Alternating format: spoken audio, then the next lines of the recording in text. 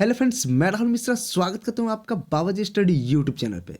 तो फ्रेंड्स, इससे मैं आप लोगों के सामने प्रेजेंट कर रहा हूँ एसएससी जीडी का जीके जीएस की रिगार्डिंग सेट नंबर 6, जो कि आपके आने वाले एग्जाम पॉइंट ऑफ व्यू से मोस्ट हेल्पफुल होने वाले हैं। और हाँ फ्रेंड्स, अगर आपने मेरे अभी तक इस सीरीज का 1 to 5 तक के सेट्स को नहीं देखा है तो उसका लिंक डिस्क्रिप्शन बॉक्स में दे रखा है, वहां से जाकर आप उन सेट्स को देख सकते हैं, जो कि आपके आने वाले एग्जाम में काफ़ी हेल्पफुल साबित होने वाले हैं। और हमारे हर एक सेट का हर एक क्वेश्चन मोस्ट इंपॉर्टेंट रहता है, आप खुद से इसका अंदाजा लगा सकते हैं। तो आइए फ्रेंड्स, आज के सेशन की शुरुआत करते हैं अपने पहले प्रश्न के साथ। तो हमारा आज का पहला प्रश्न है, बाबर ने इब्राहिम लोदी को हराया और किस वर्ष दिल्ली और आगरा पर अधिकृत कर लिया? यहाँ पर टाइपिस्ट ने गड़बड़ी कर दी है, यहाँ पर किस होगा, ठीक है। आप क्वेश्चन को सुनिए। बाबर ने इब्राहिम लोदी को हराया और किस वर्ष दिल्ली और आगरा पर अधिकृत कर लिया? तो बाबर ने इब्राहिम लोदी को किस वर्ष हराया था, आप याद करिए।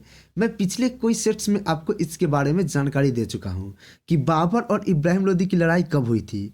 तो बाबर और इब्राहिम लोदी की जो लड़ाई हुई थी वह पानीपत की पहली लड़ाई में हुई थी। और पानीपत की जो पहली लड़ाई थी वह कब हुई थी? तो पानीपत की जो पहली लड़ाई थी वह 1526 ईस्वी में हुई थी। तो इस क्वेश्चन का राइट आंसर भी 1526 ईस्वी ही होगा कि बाबर ने इब्राहिम लोदी को 1526 ईस्वी में हराकर दिल्ली और आगरा पर अधिकार कर लिया था, जो कि पानीपत की पहली लड़ाई थी। अब पानीपत की पहली लड़ाई तो आ ही गई है बात, तो पानीपत की दूसरी और तीसरी लड़ाई के बारे में फिर से मैं आपको दोबारा बताता हूँ। मैंने आपको बताया था ना कि मैं आपको हर एक चीज़ जो पढ़ाऊंगा उसको अगले आने वाले सेट्स में कनेक्ट करके पढ़ाऊंगा, जिससे आपकी जो वो बातें रहें वो आपके माइंड में फिक्स हो जाएं, जिससे आप चीज़ों को भूलें नहीं। आप जितनी ज़्यादा बार चीज़ों को रिपीट करते हैं उतनी चीज़ें आपके माइंड में याद होती चली जाती हैं। तो पानीपत की पहली लड़ाई याद हो गई आपको 1526 में, किसके किसके बीच? इब्राहिम लोदी और बाबर के बीच में। पानीपत की अगर दूसरी लड़ाई की बात करें तो पानीपत की दूसरी लड़ाई 1556 ईस्वी में हुई थी। और यह किसके किसके बीच हुई थी? तो हेमू विक्रमादित्य और अकबर के बीच में हुई थी। पानीपत की तीसरी लड़ाई की बात करें तो यह 1761 में हुई थी। और यह किसके किसके बीच में हुई थी? मराठा और अहमद शाह दुर्रानी के बीच में पानीपत की तीसरी लड़ाई हुई थी। पहली लड़ाई 1526, दूसरी लड़ाई 1556, तीसरी लड़ाई 1761। पहली लड़ाई बाबर और इब्राहिम लोदी, दूसरी लड़ाई हेमू विक्रमादित्य और अकबर के बीच, तीसरी लड़ाई मराठा और अहमद शाह दुर्रानी के बीच। तो फ्रेंड्स, ये थे क्वेश्चन नंबर 1 और उसके रिगार्डिंग इंपॉर्टेंट फैक्ट्स। उम्मीद करता हूँ कि आपको हमारा सेशन पसंद आता होगा। यदि सेशन पसंद आए तो वीडियो को लाइक, चैनल को सब्सक्राइब और वीडियो को एक शेयर जरूर करिएगा। क्वेश्चन नंबर 2 है, विनिमय नियंत्रण के लिए वैधानिक शक्ति भारतीय रिजर्व बैंक को डैश के विदेशी मुद्रा विनिमय अधिनियम द्वारा प्रदान की गई थी, जिसे बाद में एक अधिक मुद्रा विनिमय अधिनियम 1973 द्वारा व्यापक विदेशी प्रतिस्थापित किया गया था। तो आपको बता दें कि वह जो अधिनियम था वह 1947 का अधिनियम था। अब ध्यान से सुनिएगा, विनिमय नियंत्रण के लिए वैधानिक शक्ति 1947 के विदेशी मुद्रा अधिनियम द्वारा प्रदान की गई थी, जिसे बाद में एक अधिक व्यापक विदेशी मुद्रा विनिमय अधिनियम 1973 द्वारा व्यापक विदेशी प्रतिस्थापित कर दिया गया था। तो क्वेश्चन को, यह क्वेश्चन थोड़ा सा टेढ़ा क्वेश्चन है, इसको आप लिख कर एज इट इज याद कर जाइएगा। समझने के चक्कर में ना पड़िएगा, एज इट इज याद कर जाइएगा, ठीक है फ्रेंड्स। अगला क्वेश्चन नंबर हमारा 3 है, बृहद ज्वार के संबंध में निम्नलिखित में से कौन सा कथन सत्य है? तो बृहद ज्वार के संबंध में आपका कथन सत्य जो है उसको बताना है। तो सबसे पहले बृहद ज्वार को समझते हैं कि बृहद ज्वार होता क्या है। तो यह जो ज्वार होता है, सबसे पहले ज्वार क्या होता है? ज्वार जो होता है यह 2 प्रकार का होता है। इसमें एक आता है आपका बृहद ज्वार और एक आता है आपका लघु ज्वार।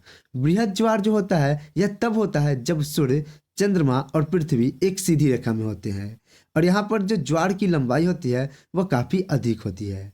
बृहद ज्वार महीने में 2 बार आता है, एक पूर्णिमा की अवधि के दौरान और दूसरा अमावस्या की अवधि के दौरान। तो अब मैंने जितनी बातें बताई उनसे इन 4 ऑप्शन को देखिए और मैच कराइए कि कौन सी बातें गलत है।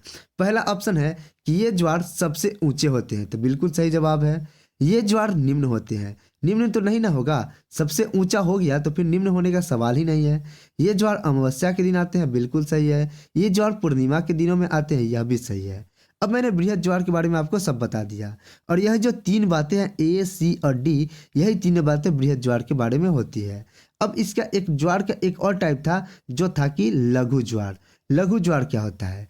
तो लघु ज्वार तब होता है जब सूर्य और चंद्रमा एक दूसरे के समकोण पर होते हैं, यानी कि दोनों राइट एंगल या 90 डिग्री पर होते हैं, और सूर्य और चंद्रमा की शक्तियाँ एक दूसरे का प्रभावहीन होती है, तब आपका लघु ज्वार आता है। आपको बता दें कि ये ज्वार महीने में 2 बार आते हैं। हालांकि बृहद ज्वार और लघु ज्वार के बीच जो अंतर होता है वह 7 दिनों का अंतर होता है। अगला क्वेश्चन, क्वेश्चन नंबर 4 है, किस राज्य में मिशन लाइव लॉन्च किया गया है? तो मिशन लाइफ जो लॉन्च किया गया, यह लाइव नहीं, यह लाइफ है, लाइफ। मेरे टाइपिस्ट साहब ने आज बहुत गलती कर दी है। किस राज्य में मिशन लाइफ लॉन्च किया गया है? तो मिशन लाइफ जो लॉन्च किया गया है वह आपका गुजरात में लॉन्च किया गया है। तब का right answer option number C हो जाएगा। क्वेश्चन नंबर 5 है, अंतिम मुगल सम्राट बहादुर शाह जफर को किस वर्ष अंग्रेजों ने रंगून जेल में कैद किया था? ध्यान से कहानी को सुनिएगा। बहादुर शाह जफर अंतिम मुगल सम्राट था जिन्होंने 1857 के विद्रोह में भाग लिया था। 1857 के विद्रोह में भाग लेने के बाद इन्हें दोषी पाया गया था और इन्हें सन 1858 में बर्मा रंगून भेज दिया गया था और वहीं पे इन्हें काला पानी की सजा भी दी गई थी। बहादुर शाह जफर के बारे में आपको बताऊं तो बहादुर शाह जफर का जो जन्म था वह 24 अक्टूबर 1775 ईस्वी में हुआ था। वह 1837 ईस्वी में 62 वर्ष की उम्र में सम्राट बने थे। वह अपने पिता अकबर शाह सेकंड के उत्तराधिकारी थे और ये आपको बता दें कि ये प्रोफेशनली रूप से एक कवि भी थे, यानी कि यह पोएट थे। अगला क्वेश्चन, क्वेश्चन नंबर 6 है, भारत सरकार के नए रक्षा सचिव कौन बने हैं? तो भारत सरकार जो नए रक्षा सचिव बने हैं वह अरमानी गिरधर भारत सरकार के नए रक्षा सचिव बने हैं।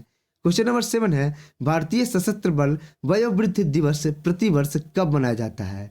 तो भारतीय सशस्त्र बल वयोवृद्ध दिवस ठीक आपकी भारतीय थल सेना दिवस के एक दिन पहले मनाया जाता है, यानी कि 14 जनवरी को मनाया जाता है। और थल सेना दिवस कब है? 15 जनवरी को मनाया जाता है। ठीक है, अब यह वयोवृद्ध दिवस क्यों मनाया जाता है? तो वयोवृद्ध दिवस फील्ड मार्शल MS करियप्पा के सम्मान में मनाया जाता है और इसकी शुरुआत सन 2017 से हुई थी, इसलिए यह इंपॉर्टेंट क्वेश्चन बन जाता है। और आपको बता दें कि चीफ मार्शल MS करियप्पा जो थे यह भारतीय सशस्त्र बलों के पहले भारतीय कमांडर इन चीफ थे। ठीक है फ्रेंड्स, अगला क्वेश्चन, क्वेश्चन नंबर 8 है, ट्रांसजेंडर व्यक्ति अधिनियम 2019 कब लागू हुआ? तो आपको बता दें कि ट्रांसजेंडर व्यक्ति अधिनियम 2019 दिसंबर 2019 में लागू हुआ था। यह एक ऐसे ट्रांसजेंडर व्यक्ति को परिभाषित करता है जिसका लिंग जन्म के समय से लिंग से मेल नहीं खाता है, यानी कि आम आदमी के लिंग से मेल नहीं खाता है। यह प्रत्येक ट्रांसजेंडर व्यक्ति को समान रूप से जीने का अधिकार प्रदान करता है। यह विधेयक यह भी बताता है कि ट्रांसजेंडर व्यक्तियों को स्वकथित लिंग पहचान का अधिकार होगा। विधेयक 18 वर्ष से कम उम्र के किसी भी ट्रांस व्यक्ति को अपने जन्म के परिवार के साथ रहने के लिए मजबूर करने के लिए एक नाबालिग के निवास के अधिकार को भी लागू करता है, यानी कि जन्म से लेकर 18 वर्ष की उम्र तक वह जो ट्रांसजेंडर बच्चा रहेगा वह अपने परिवार के साथ ही रहेगा। अगला क्वेश्चन, क्वेश्चन नंबर 9 है, भारतीय वायुसेना ने 8 अक्टूबर 2022 को अपना कौन सा स्थापना दिवस मनाया? तो भारतीय वायुसेना दिवस कब मनाया जाता है? तो 8 अक्टूबर को मनाया जाता है और इस वर्ष 2022 को मनाया गया। तो इस वर्ष कौन सा स्थापना दिवस मनाया गया? तो इस वर्ष 90वां स्थापना दिवस मनाया गया भारतीय वायुसेना का। भारतीय वायुसेना का स्थापना दिवस तो आपको पता चला गया, यानी कि भारतीय वायुसेना दिवस कब मनाया जाता है? तो आपके 8 अक्टूबर को मनाया जाता है। पिछले क्वेश्चन में मैंने आपको बताया था थल सेना दिवस के बारे में, तो वह आपका 15 जनवरी को मनाया जाता है। अब एक बच गया आपका जल सेना दिवस, यानी कि नेवी डे। नेवी डे मनाया जाता है आपका 4 नवंबर को। 8 अक्टूबर को वायुसेना दिवस यानी कि एयरफोर्स डे, 15 जनवरी को आर्मी डे और 4 नवंबर को नेवी डे मनाया जाता है। अगला क्वेश्चन, क्वेश्चन नंबर 10 है, राष्ट्रीय पिछड़ा वर्ग अधिनियम 1933 राष्ट्रीय पिछड़ा वर्ग आयोग अधिनियम द्वारा किस वर्ष में निरस्त कर दिया गया? द्वारा यहाँ पर डैश वर्ष या किस वर्ष में निरस्त कर दिया गया?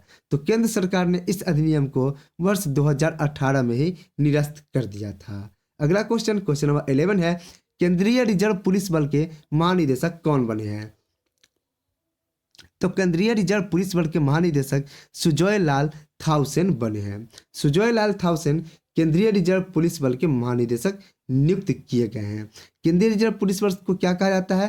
तो CRPF, central reserve police force कहा जाता है। अगला क्वेश्चन, क्वेश्चन नंबर 12 है, निम्नलिखित में से कौन सा राजवंश दिल्ली सल्तनत का हिस्सा नहीं है? तो दिल्ली सल्तनत का हिस्सा कौन सा राजवंश नहीं है? इन 4 ऑप्शन में से तब का राइट आंसर हो जाएगा सूड राजवंश। सूड राजवंश दिल्ली सल्तनत का हिस्सा नहीं था। आपको बता दें कि 1539 में चौसा की लड़ाई हुई थी, जिसमें मुगल राजा हुमायूं को हराने के बाद शेर शाह सूरी ने सूर वंश की स्थापना की थी। सूर वंश मूल रूप से अफगानिस्तान का रहने वाला था।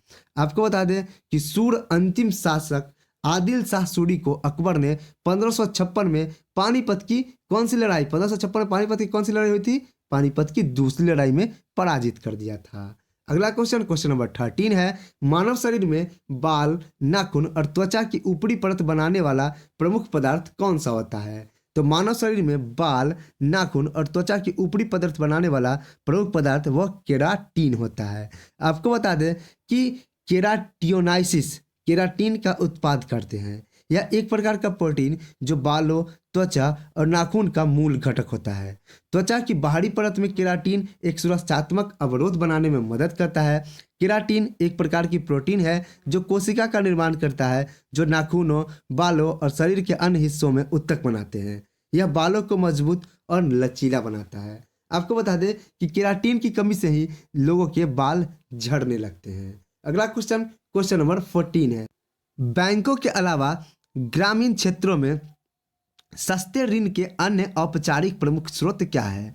तो बैंकों के अलावा ग्रामीण क्षेत्रों में सस्ते ऋण के अन्य औपचारिक जो प्रमुख स्रोत है वह सहकारी समितियां हैं।